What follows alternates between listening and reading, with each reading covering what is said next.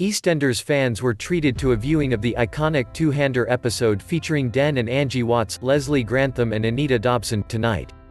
With the coronavirus pandemic having resulted in EastEnders having to shut down production, pre-lockdown episodes were rationed out at 2 a week as opposed to the usual 4 in an effort to ensure the soap remained on air for as long as possible. However, the final episode filmed before the shutdown aired last week, meaning that for the first time in its 35 years on the air, EastEnders has had to go on hiatus. In the meantime, fans can enjoy a weekly iconic episode, and tonight's, the soap's 174th, dates back to October 16, 1986, as Den and Angie have it out in a classic two-hander installment.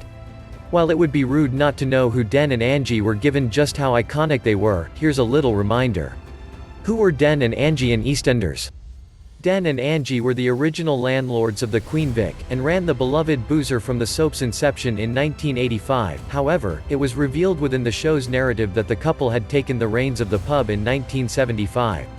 Their marriage was a tumultuous one, as Den continued to cheat on Angie with mistress Jan Hammond, Jane Howe, while Angie, knowing of his infidelity, did everything in her power to make him fall in love with her again. The dynamic was a truly incredible one, rife with conflict, which allowed for Anita and Leslie to deliver some truly great performances throughout their stint in the pub. Tonight's episode sees Den reveal to wife Angie that he's leaving her for mistress Jan, and she's devastated as a result. However, Angie refuses to let her husband walk out on her, and therefore she tells him that she's dying, with only had 6 months left to live. Den believes her, and thus resolves to stay with her until her dying day, and Angie is unable to believe that her plan had worked. The question is, what happened to the iconic landlords afterwards?